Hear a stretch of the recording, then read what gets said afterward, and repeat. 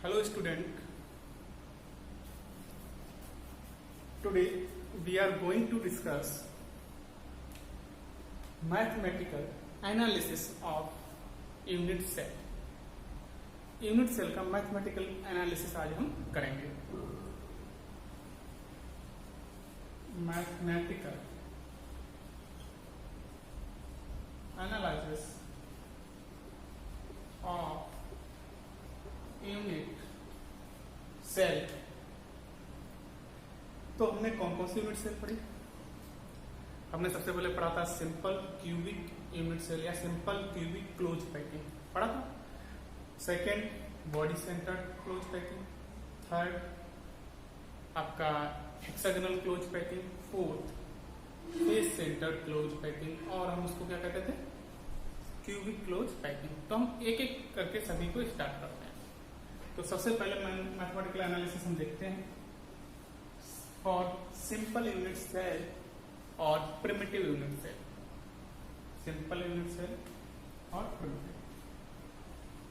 Simple cubic unit cell. और इसमें हम बात कर सकते हैं अभी सिंपल क्लोज पैकिंग. कब बना था ये? कि हमने पैकिंग कैसे की थी? सिंपल क्लोज पैकिंग या सिंपल क्यूबिक क्लोज पैकिंग कह सकते हैं. Cubic close packing.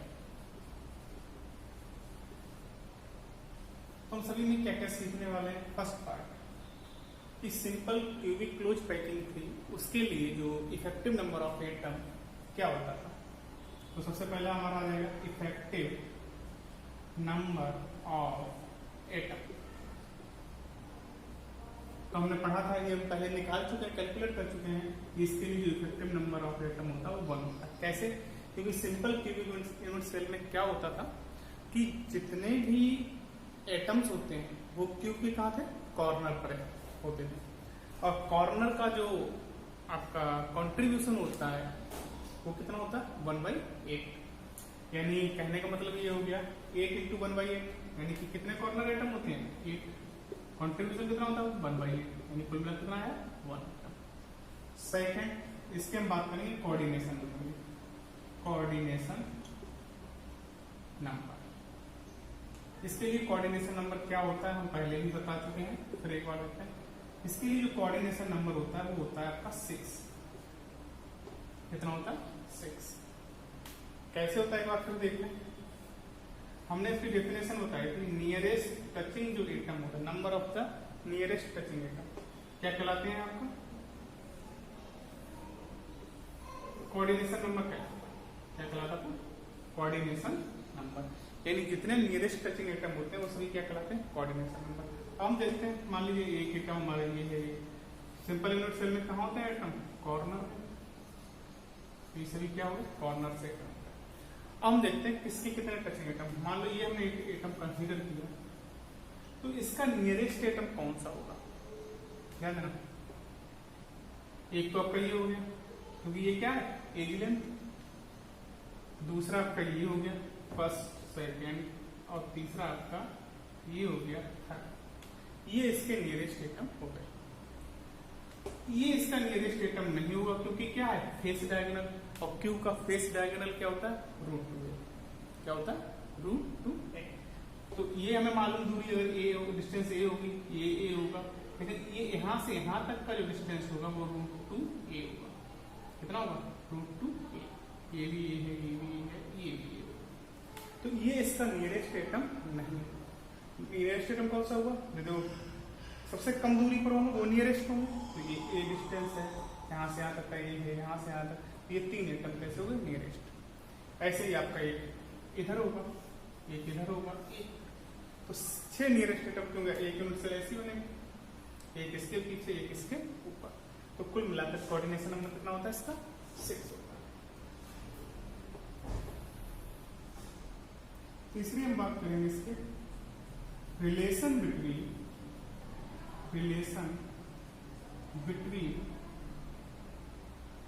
As length edge length and edge length of cube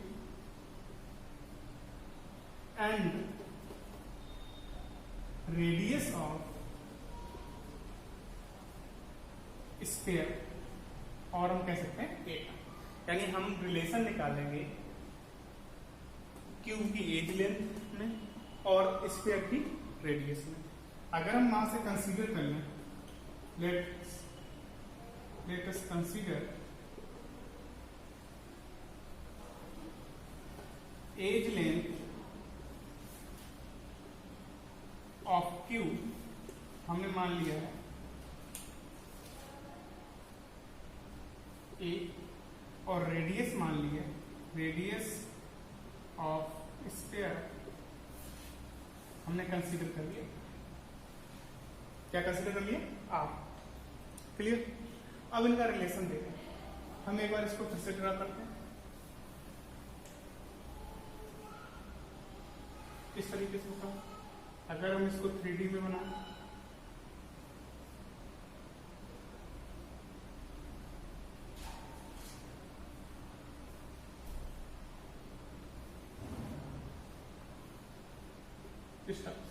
इसका सेंटर मैच करो, इसका सेंटर मैच करिए।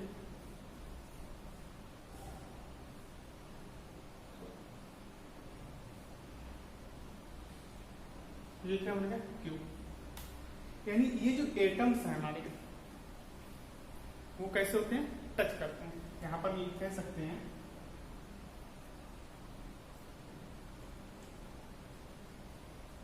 Spheres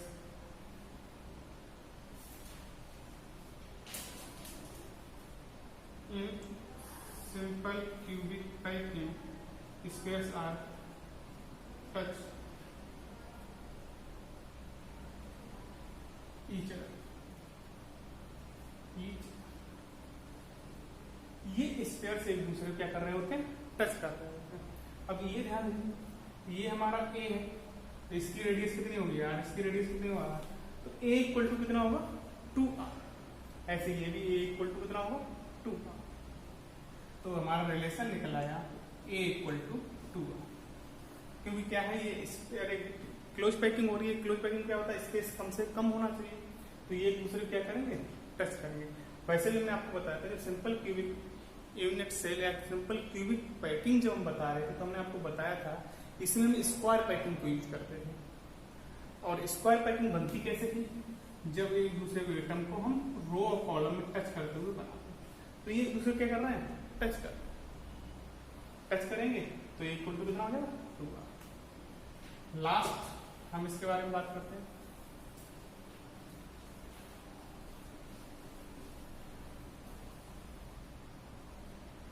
piping efficiency, fourth part इसका हम बात करेंगे।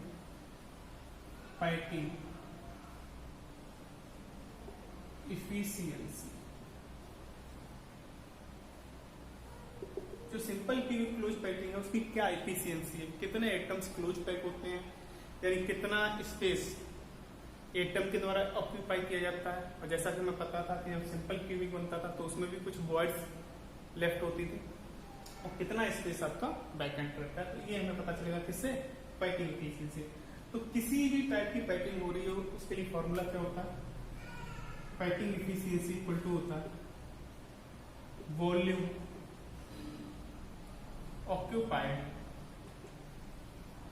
by the atom upon total volume of unit cell into 100। अब हमने देखा एटम कैसा होता है? स्फेरिकल। और स्फेयर का वॉल्यूम क्या होता है? 4/3 πr क्यूब। आर क्या? रेडिएशन में एटम की मान रखते हैं, ठीक है। लेकिन जो पैकिंग्स होती हैं उनमें इफेक्टिव नंबर ऑफ एटम अलग अलग होते हैं। तो इसके लिए हम फॉर्मूला लिख सकते हैं effective number of atom, effective number of atom into volume of one sphere या one atom upon total volume of unit cell into 100। Clear? Effective number of atom को हमने किससे शो किया था? जेड से। वॉल्यूम ऑफ वन एटम होता है spherical, volume कितना होगा इसका? 4/3 पाई आर क्यूब। आर क्या है? Radius of atom upon total volume of unit cell. हम यूनिट सेल जो पढ़ रहे हैं, ये कौन सा पढ़ रहे हैं? Simple cubic unit cell. यानी यूनिट सेल कैसी है? क्यूबिक। क्यूबिक का मतलब ये हो गया आपका कि वॉल्यूम ऑफ क्यू, और वॉल्यूम ऑफ क्यू क्या होता है? एक क्यू इंटू 100। अब हम कैलकुलेट करते हैं। हमें पता है, इसमें रिलेशन निकाल चुके हैं, A इक्वल टू 2R। यहां पर रख दें, ये वैल्यू प्लेस करेंगे। अच्छा, सिंपल क्यूबिक क्लोज पैकिंग के लिए जेड कितना था? 1। इफेक्टिव नंबर ऑफ एटम कितना था? 1। 4/3 pi are cube upon 2R का whole cube into 100। Clear? Next आइए 4/3 पाई आर क्यूब अपॉन ये हो गया 8R क्यूब इस इंटू 100। इससे आपका ये क्रॉस हो गया, ये आपका 4 2 जाए 8, तो ये 3 2 कितने हो जाएंगे? 6। 1/6 पाई इंटू 100। ये नोट करें इसको।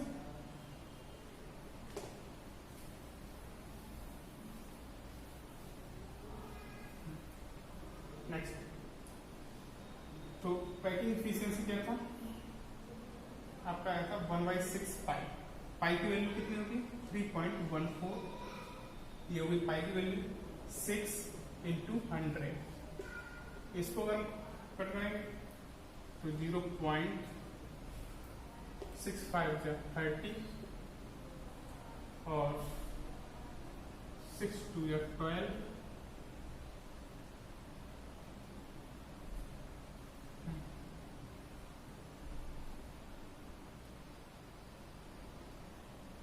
5 30 और 6 2 12, यानी 2 बचा, फिर 3 आएगा इस टाइप से, तो इंटू 100। तो ये हमारा पैकिंग एफिशिएंसी 52.3%, जिसको अप्रोक्सीमेटली क्या लिखते हैं? 52%। क्लियर? तो ये इसके लिए क्या निकल आई? Packing efficiency. Simple cubic. अब इसी तरह हम बात करेंगे बॉडी सेंटर यूनिट्स की।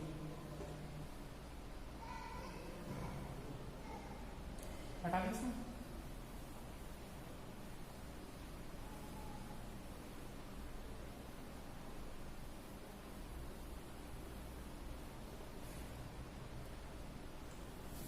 नेक्स्ट हम बात करते हैं बॉडी सेंटर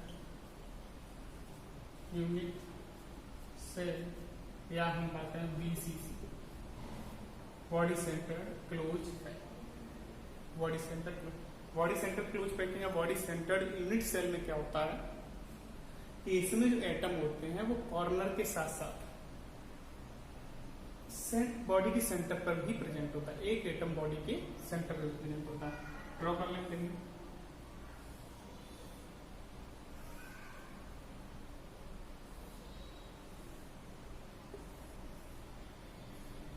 किस टाइप से होता है? कुछ इस टाइप से होता है। कॉर्नर पे एटम होते हैं और कहाँ होता है? एक उसके सेंटर पर होता है। अगर हम इसको मैच करें, एक इसके सेंटर पे होता है। हाँ, तो सबसे फर्स्ट पार्ट हमने उसके लिए क्या निकाला था? Effective number of atom. इसके लिए इफेक्टिव नंबर ऑफ एटम हम पहले ही निकाल चुके हैं। Z इक्वल टू कितना होता है? 2। क्यों? क्योंकि कॉर्नर एटम का पार्टिसिपेशन कितना होता है? 1/8, और सेंटर वाले का कितना होता है? 1। एक ही एटम सेंटर में है, 1, यानी ये आपका 1 + 1 इक्वल टू कितना होगा? 2। कोऑर्डिनेशन नंबर क्या होता है? कोऑर्डिनेशन नंबर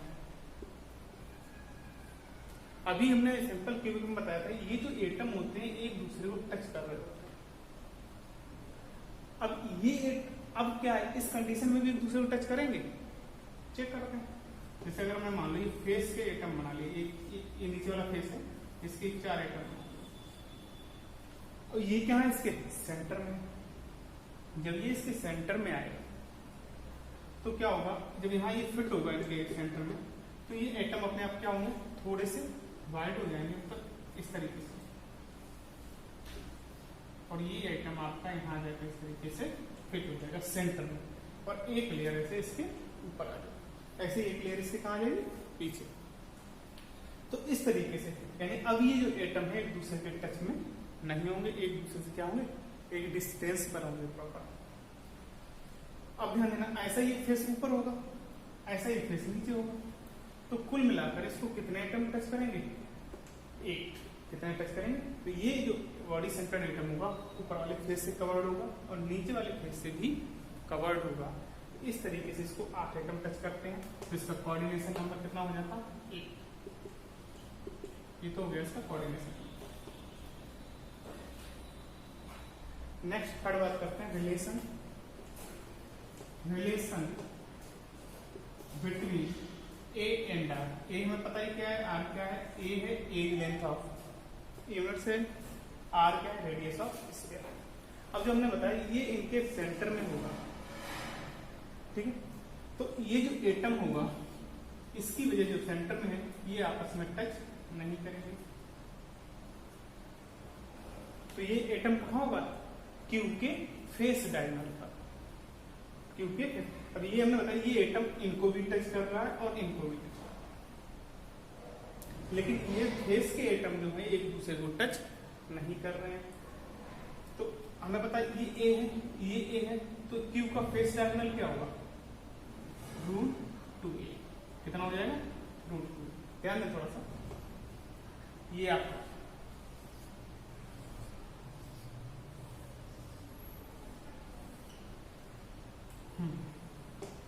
ये ए है, ये ए है, तो ये कितना होगा, √2a।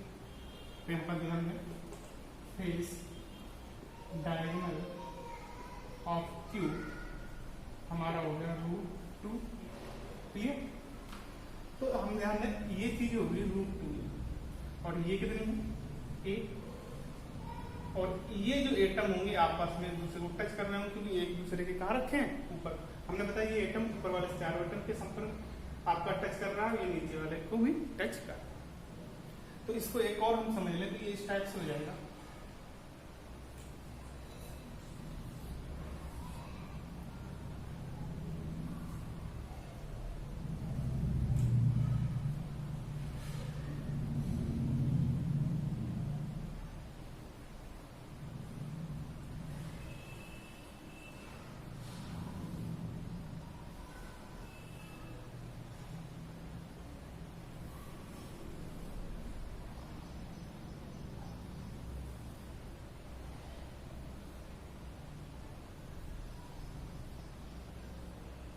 ये है सेंटर वाला।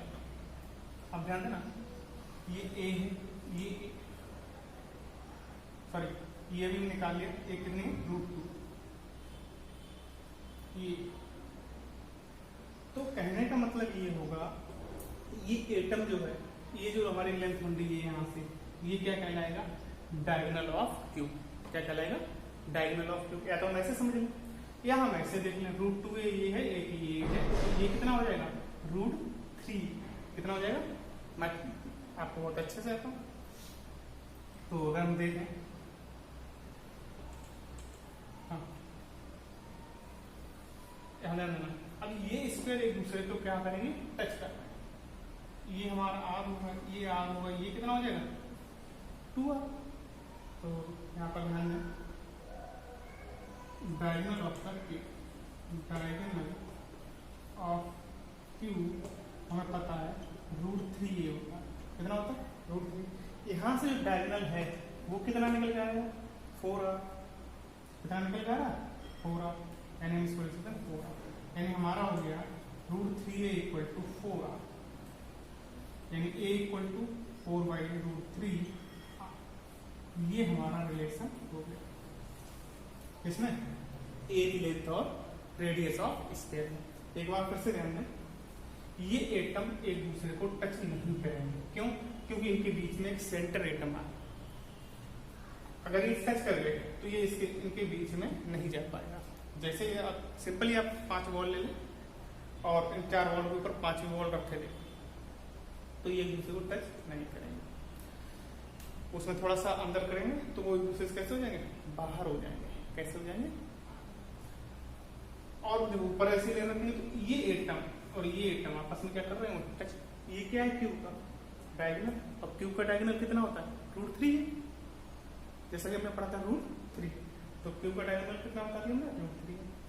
अच्छा, ये जब एक दूसरे टच कर रहे हैं हमें कि वो पता है रेडियस, तो ये इसकी आर रेडियस, इसकी आर रेडियस, बीच वाले एटम की पूरा आपका डायमीटर आ जाएगा इसमें। तो ये कितना हो जाएगा? 2r। तो कुल मिलाकर कितना हो गया? r+r+2r यानी कि 4r। तो ये √3a जो होगा वो 4r के इक्वल होगा।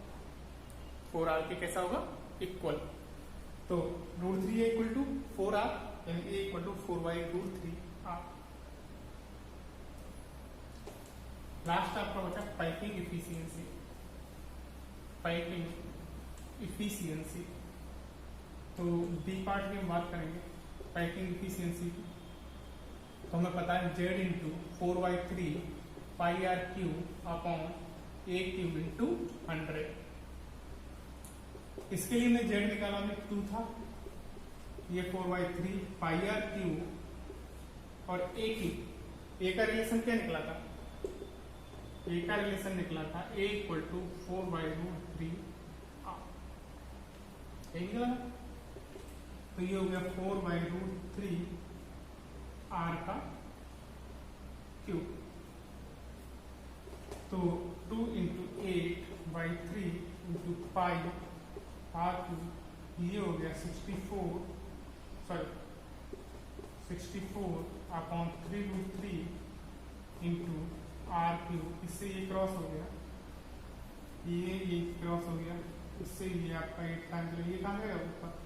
तो √3 अपॉन 8 π इंटू 100 सबके साथ मल्टीप्लाई है।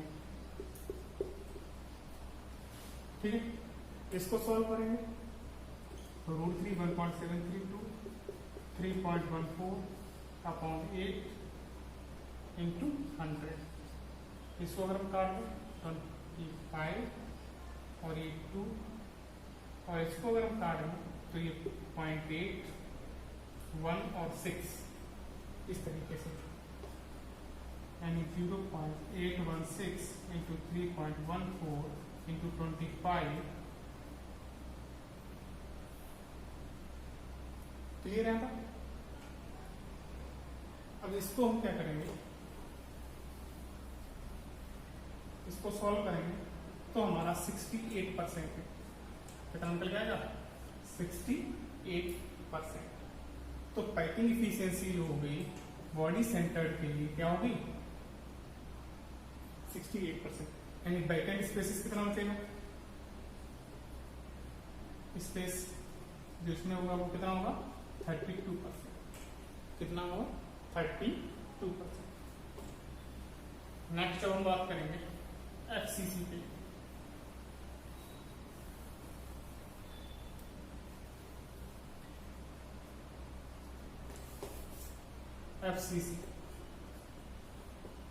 FCC मतलब फेस सेंटर्ड क्लोज पाइपिंग, या हम इसको एक और नाम से जानते हैं CCP। और ये कब फॉर्म, ये स्ट्रक्चर कब फॉर्म होता है? जब हम ऑक्टाहेड्रल वॉइड को कवर करते हैं। ये हम पहले से लेक्चर में सीख चुके हैं। तो नेक्स्ट हम बात कर लेंगे, ये एक FCC हम लैटिस बना देते हैं। कैसे होता है?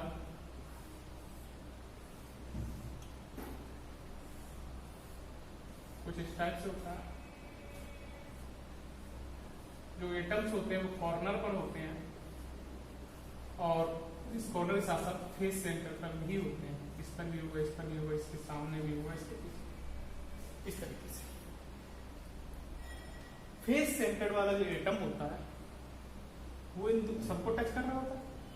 ठीक है, तो फर्स्ट पहले क्या करें? Effective number of atom. इसके लिए क्या निकालेंगे? Effective number of atom. Effective number of atom, इस वाली क्लोज पैकिंग के लिए क्या होता है, हम पहले से काउंट कर चुके हैं, 8 कॉर्नर एटम हुए प्लस कितने फेसेस होते हैं क्यूब पे, 6, तो 6 फेस सेंटर्ड एटम हो गए और इनका कंट्रीब्यूशन कितना होता है 1/2, तो 3 और ये आपका हो गया 1 + 3 = 4। कोऑर्डिनेशन नंबर इनका हम पहले ही बता चुके हैं आपको। कोऑर्डिनेशन नंबर जो होता है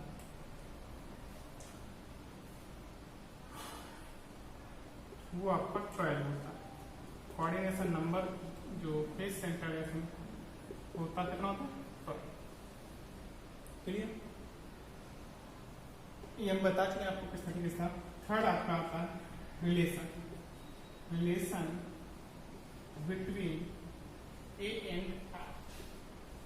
ए और में क्या रिलेशन होता है, अब देखिए एक हम किसी फेस को कंसीडर कर ले, मान लो हमने एक फेस ले लिया ये वाला, ठीक है, तो ये कॉर्नर एटम ये फेस के सेंटर पे होगा। मान लो ये वॉल है, इस तरीके से टच कर रही है एक दूसरे को, जैसे इसको इसके सेंटर में, इस फिफ्थ वॉल है इसको सेंटर में जैसे ही रखेंगे वैसे ही क्या होंगे, ये एटम एक दूसरे से कैसे हो जाएंगे,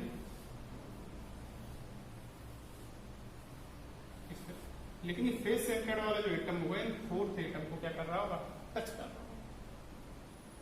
क्या कर रहा होगा, टच। तो ध्यान दीजिए, अगर आपका ये ए है और ये ए है, ये कितना हो जाएगा √2a, कितना हो जाएगा √2a। क्लियर, इस एटम की रेडियस r, इस एटम की रेडियस r और इस एटम का डायमीटर यूज हो रहा है तो कितना हो जाएगा 2r, यानी ये यहां पर हो जाएगा √2a = 4r, यानी a इक्वल टू कर सकते हैं 4r/√2, यानी a इक्वल टू कर सकते हैं 2√2, कितना कर सकते हैं 2√2r। कहता है ये क्या थी, इसकी एज लेंथ है, ये क्या होगी एज लेंथ है, ये देखो ये क्या होगी ए। लेकिन जैसे ही फिफ्थ वॉल इसके अंदर रखोगे ये एटम कैसे हो जाएंगे, थोड़े दूर दूर हो जाएंगे। तो ये जो डायगोनल होता है स्क्वायर का वो कितना होता है √2 है, तो ये हमारा क्या हो जाएगा √2 है। ये तीनों टच में है तो r + 2r + r, तो ये कितना हो जाएगा √2a = 4r, a = 4r/√2, यानी a = 2√2r।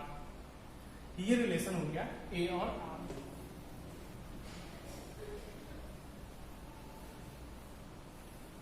नेक्स्ट बात करेंगे हम पैकिंग इफिशियंसी की। पैकिंग इफिशियंसी के लिए फॉर्मूला भाई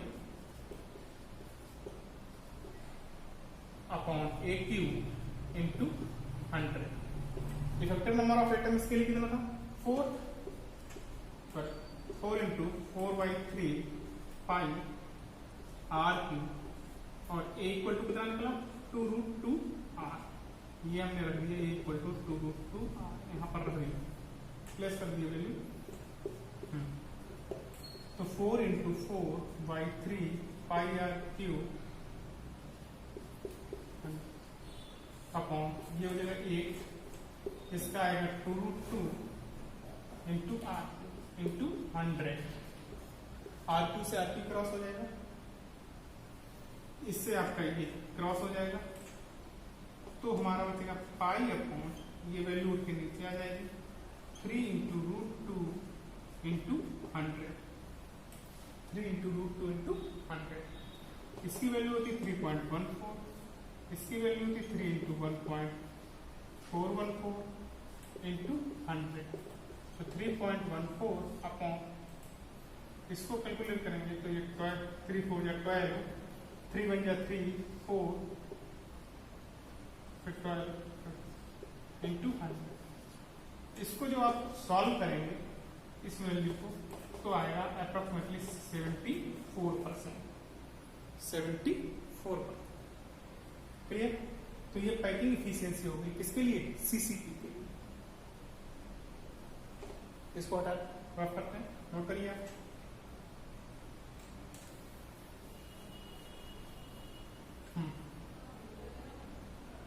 तो वैकेंट स्पेस जो होगा वो कितना निकलेगा, 100 माइनस 74 यानी कि 26%।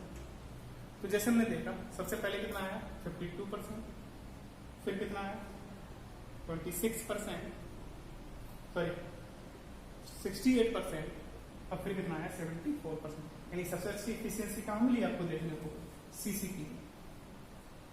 यानी कि ऐसे सॉलिड्स जिनका स्ट्रक्चर सीसीपी होगा उनकी क्लोज पैकिंग अच्छी होगी। एंड लास्ट वन हम बात करते हैं एचसीपी के लिए, हेक्सागोनल क्लोज पैकिंग या हेक्सागोनल यूनिट सेल। ये कुछ अलग हटके हैं, तो इसको हम बहुत ध्यान से स्टडी करेंगे, पढ़ने वाले हम लोग। क्या है तो एचसीपी कैसा होता है ये तो हमें पता ही है। एक बार स्ट्रक्चर बना लेते हैं।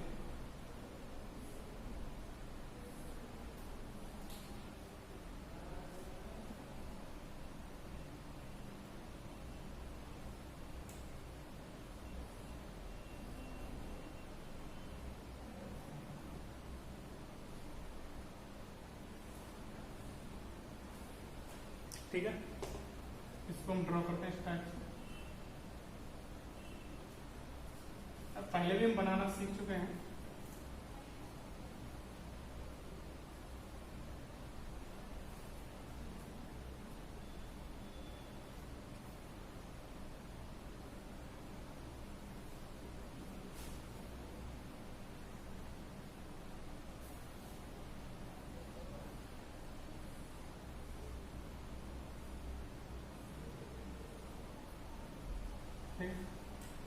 ये तो हमारे पास कोई हेक्सागोनल है। एटम्स कहाँ होते हैं, कॉर्नर पे। इसमें एटम्स कहाँ होते हैं, कॉर्नर पर। उसके बाद इनके फेस पर, इसका सेंटर में 3 एटम्स होते हैं। कितने एटम्स होते हैं, 3। इस टाइप ये 3। ये तो हमारी हेक्सागोनल क्लोज पैकिंग हुई। तो हमें वही सब चीजें निकालनी। फर्स्ट निकालना effective number of atom, effective number of atom. Effective number of atom इसके लिए क्या होता है पहले ही सीख चुके हैं। इसके लिए कितना था 6। कैसे ध्यान दीजिए। तो हमने बताया था कि आपको जेड काउंट करने के लिए कि 1 2 3 4 5 होते हैं कॉर्नर एटम, और हेक्सागोनल में जो कॉर्नर एटम का कंट्रीब्यूशन होता है वो होता है 1/6। 1 2 दो फेस सेंटर्ड एटम है, इनका कंट्रीब्यूशन कितना होता है 1/2, और 3 एटम आपके बॉडी सेंटर्ड है, और बॉडी सेंटर्ड का जो कंट्रीब्यूशन होता है वो 1 होता है। तो इस टाइप से 2 + 1 + 3 = 6। इसके लिए इफेक्टिव नंबर ऑफ एटम कितना होता है 6। Second coordination number. Coordination number इसके लिए कितना होगा, नंबर वो भी कितना होता है इसके लिए 12। हम पीछे लेक्चर में इस बारे में बात कर चुके हैं। Third relation between A, relation between A and R. अब ध्यान दें हेक्सागोनल पैकिंग कैसी होती है, एक बार हम थोड़ा ध्यान देंगे।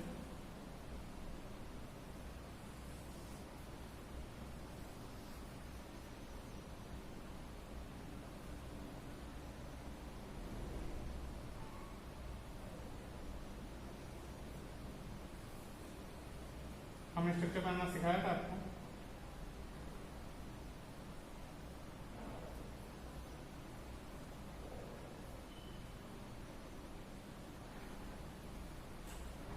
कुछ इस टाइप से होती है।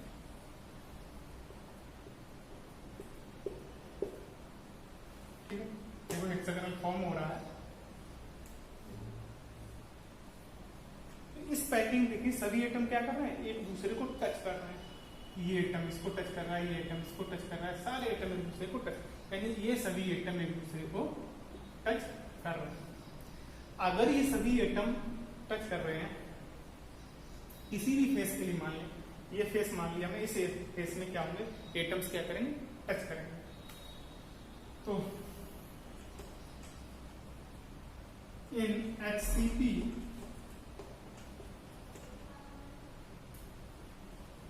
atoms of phase are touching to the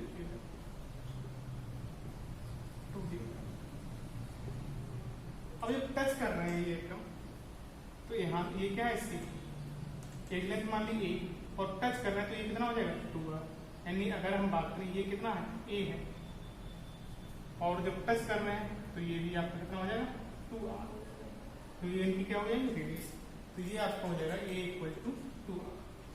ठीक है, तो अब जब ये एटम एक दूसरे क्या कर रहे हैं टच कर रहे हैं, टच कर रहे हैं तो ये जो होगा और ये जो होगा वो भी कितना होगा 2r, और ये क्या होगा 2r। क्लियर है, रिलेशन हो गया। नेक्स्ट हम बात करते हैं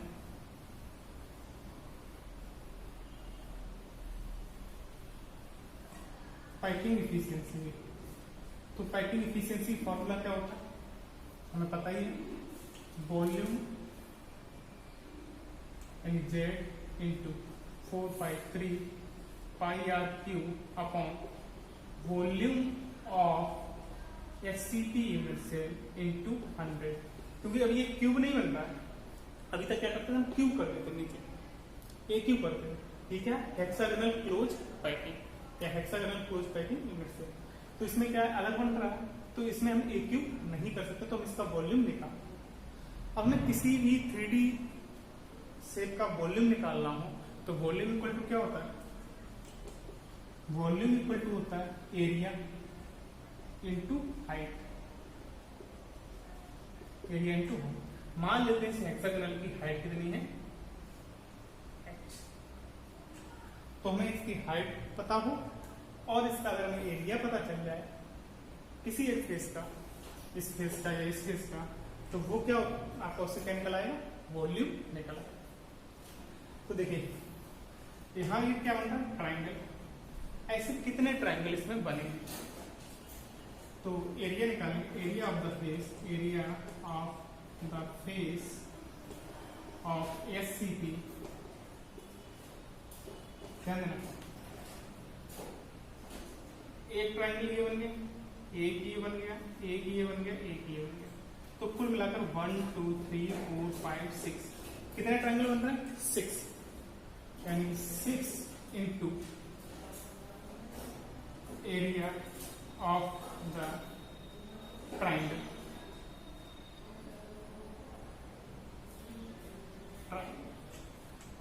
एक बार फिर से ध्यान दें यहाँ अगर कोई दिक्कत है, क्योंकि इंपॉर्टेंट है, हमने बताया था ये कितनी होगी, यहाँ पर एक एटम है, एक एटम यहाँ पर, जब ये आपस में टच कर रहे हैं तो ये कितना हो जाएगा ये इक्वल टू 2r, एक सेंटर एटम, ये इसको टच करेगा ये इसको, तो ये भी 2r, ये भी 2r, तो एक ट्राइंगल यहाँ बन गया, एक ट्राइंगल ये बन गया, 2 3 हो गए, 4 5 और 6, तो कुल मिलाकर इस फेस पर 6 ट्राइंगल। तो अगर एक ट्राइंगल का एरिया और इंटू 6, क्लियर। अब 6 इंटू एरिया, अब ये ट्राइंगल कैसा है 2r 2r 2r, यानी सभी की क्या है एज कैसी है सेम, और जब एज सेम है तो उसके लिए फॉर्मूला क्या होता है √3/4 r स्क्वायर, √3/4 r स्क्वायर। तो ये इसका क्या हो जाएगा एरिया इस फेस का। अब हमारे पास एरिया है, क्या बचा हुआ हाइट, हाइट हमें और कैलकुलेट करनी है, क्लियर। तो हाइट कैलकुलेट करते हैं, यहां तक हो गया समझ में आया। नेक्स्ट हाइट के लिए क्या करते हैं, ये हमारा एक कोई सा ट्राइंगल है,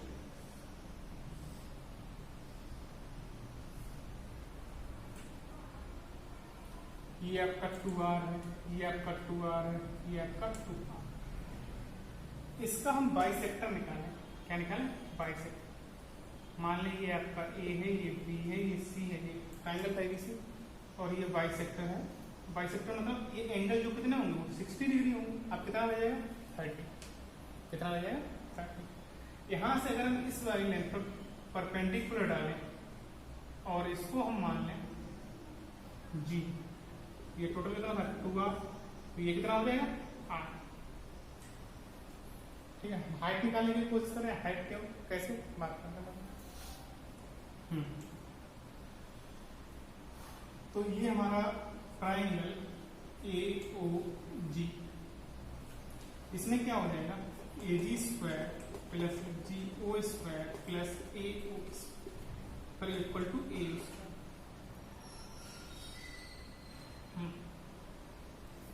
या ऐसा नहीं, एंगल हमें पता है ये कितना होगा 30।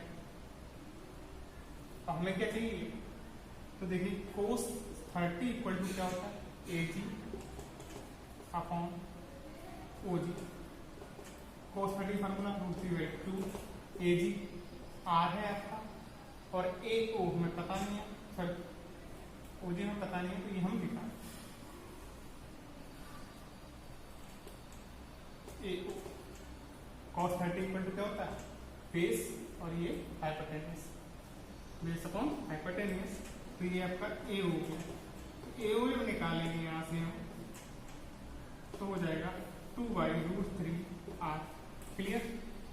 ये क्यों निकाला इसके बारे में भी हम बात करेंगे। इसको हटाओ, तो ये फेस है और ये आपका ध्यान देना थोड़ा सा।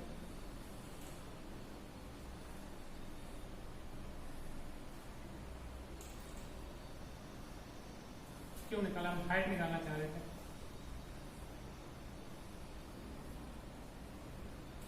फिर एक बार हम उसी स्ट्रक्चर पर पहुंच रहे हैं जो हमने पहले बनाया था।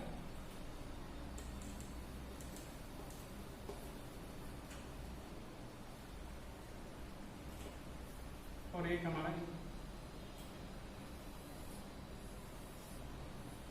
इसको हम यहां रखेंगे, इस वर्ड पे कहां रखेंगे, यहां। ये जब इसके ऊपर इस तरह रखेंगे कि ये वर्ड जो आपकी है वो कैसे हो जाए, कवर हो जाए। कवर होने पर क्या होगा, ये इसका सेंटर, ये इसका सेंटर, ये इसका सेंटर, ये सेंटर आपका क्या करेगा, मैच करेगा। और यहां पर हम रख रहे हैं तो ये इसको यहां टच करेगा, ये वाला, और आपका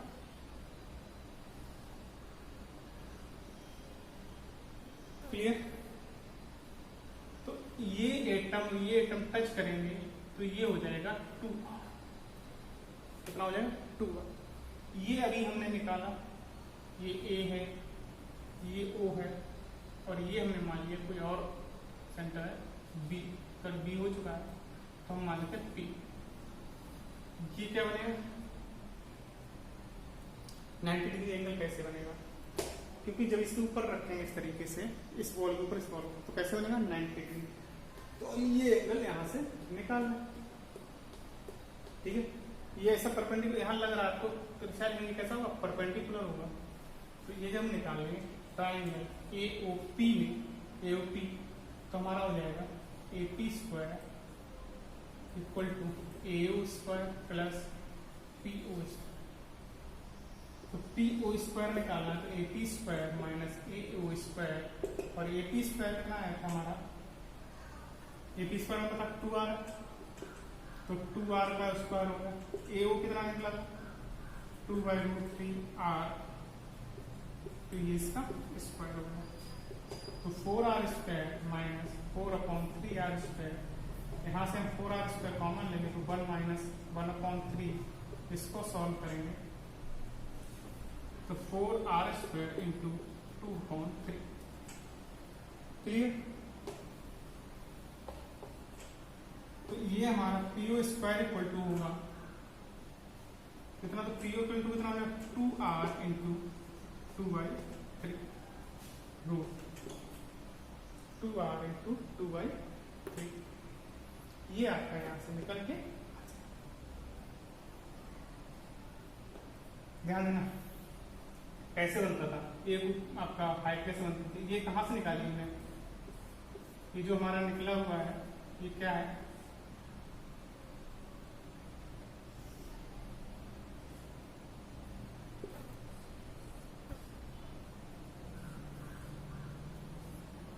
जो एटम थे वो तीन, उनके बीच की डिस्टेंस निकल आई। अब जो एच थी वो डिस्टेंस पूरी थी, तो इसकी कैसी होगी, आधी डिस्टेंस जब हमने निकाली तो आधी हो जाएगी। देन हाइट इक्वल टू हो जाएगा 2 into P O, 2 into P O, क्योंकि हमने डिस्टेंस का निकाली, बॉडी को फिर कवर कर रही है, तो यहाँ पर जो एटम्स होंगे यहाँ पर और यहाँ पर इस टाइप से, तो यही तो कवर करेंगे इसे। तो यहाँ से यहाँ तक का ये डिस्टेंस निकल आया हमारा। अब हमें क्या करना है, यहाँ से यहाँ तक का डिस्टेंस और चाहिए, तो जितना डिस्टेंस ये होगा उतना ही डिस्टेंस ये हो जाएगा। तो एच इक्वल टू कितना हो जाएगा, 2 इंटू पी ओ, तो 2 इंटू 2r इंटू रूट 2/3, तो ये हो गया 4r इंटू रूट 2/3। ठीक है, अब हमारे पास क्या है, एससीपी के लिए हाइट दी है और एरिया भी है, तो हम पैकिंग एफिशिएंसी निकाल सकते हैं।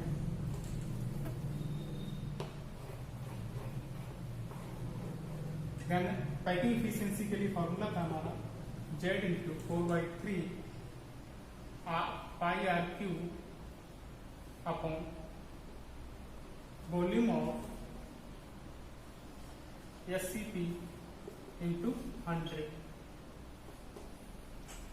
तो यहाँ पर z कितना होता था 6, 4/3 पाई आर क्यू, एससीपी के लिए कितना है 6, वॉल्यूम के लिए क्या था 6 गुणे 6 into area of face into height into 100, 6 into 4/3 pi R cube, तो 6 इंटू ये निकला था 3/4 आर स्क्वायर, ये तो हमारा एरिया निकला था, इंटू हाइट वैल्यू में कितनी निकली 4r इंटू रूट 2/3, ये तो हमारी हाइट निकली, और ये 100, तो 6 से 6 क्रॉस हो गया,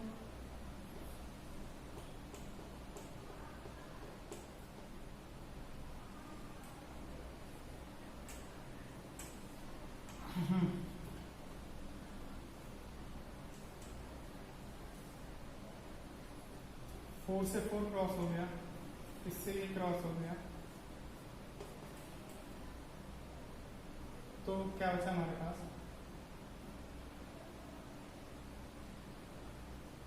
5/3 ऊपर बचा, और नीचे ये वाला ऊपर जाएगा, सॉरी ये कहाँ जाएगा, यहाँ बचा 1/√3/4 इंटू रूट 2/√3, इससे ये चीज कट जाएगा।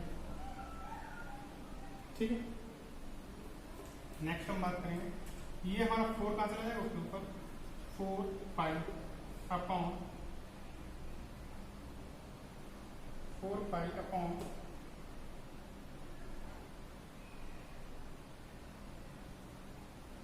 3√2 इंटू 100, 3√2 इंटू 100,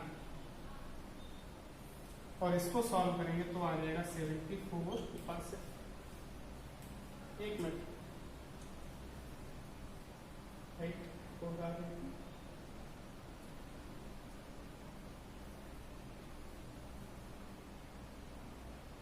सॉरी एक मिनट, यहाँ थोड़ा मिस्टेक हुई है,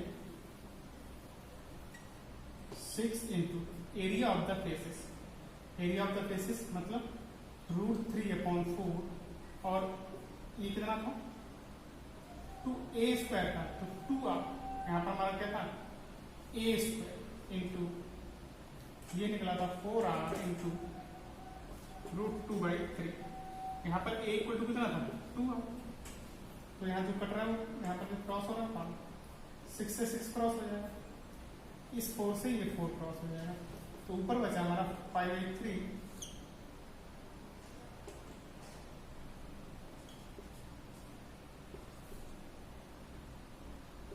पाई आर क्यू अपॉन 3, यहाँ ध्यान देंगे √3/4, a इक्वल टू कितना 2r, तो ये हो जाएगा 4r² इंटू √2/√3 इंटू 100। ध्यान है, इसको यहाँ से कट करेंगे तो ये √3 से √3 है, ठीक, ये 4 से 4 है, ये आपका ये r जो था ये r आर स्क्वायर या आर ये चला गया, तो हमारा कितना होता है 5/3 इंटू रूट 2 इंटू 100। इसको सॉल्व करेंगे 74%। क्लियर? इसकी भी पैकिंग एफिशिएंसी कितनी आ रही 74%।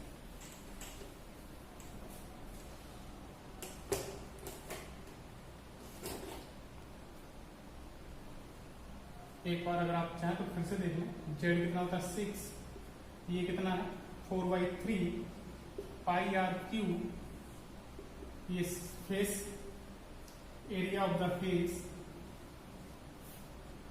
Into height into 100। 6 4/3 pi R cube area of the face.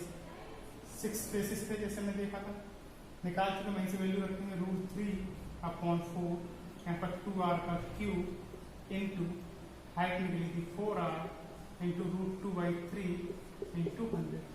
इसको सॉल्व कर देंगे तो 74%। तो अभी इस लेक्चर में देखा mathematical analysis of the unit cell की पैकिंग कैसी होती है। इसकी 74% तो हमने देखा। जो सिंपल क्यूबिक यूनिट सेल थी उसकी पैकिंग कितनी निकली थी 52%, और बॉडी सेंटर कितनी निकली थी 68%, और फेस सेंटर की निकली 74%, और हेक्सागोनल की निकली 74%। तो एक हम इसको समराइज कर लेते हैं।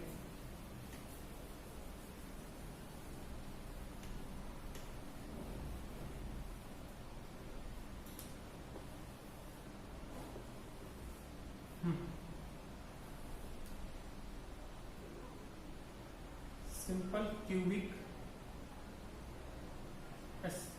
Packing, simple cubic packing, body centred packing, body centred packing, FCC और एससीपी। इसके लिए हमने देखा जेड की वैल्यू 1 थी, इसके लिए 2 थी, इसके लिए 4 थी, इसके लिए कितनी थी 6। कोऑर्डिनेशन नंबर, तो इसके लिए कोऑर्डिनेशन नंबर आपका 6 था, इसके लिए 8 था, इसके लिए 12 था, इसके लिए भी 12 था। रिलेशन ए एंड आर में, तो इसके लिए निकला ए इक्वल टू 2r, यहां निकला था A equal to √3a equal to 4r। ठीक है, यहां निकला था √2a इक्वल टू 4r, यहां हमने निकाला था इक्वल टू √2, यहां भी निकला था equal to 2r। Packing efficiency इसके लिए 52%, इसके लिए 68%, इसके लिए 74, इसके लिए भी 70। यानी सबसे अच्छी पैकिंग कहाँ मिलती है आपको एफसीसी और एचसीसी में। नेक्स्ट लेक्चर में हम देखेंगे सॉलिड्स के लिए या यूनिट सेल के लिए डेंसिटी कैलकुलेट करना, उसके बाद हम न्यूमेरिकल सॉल्व करेंगे। Thank U H.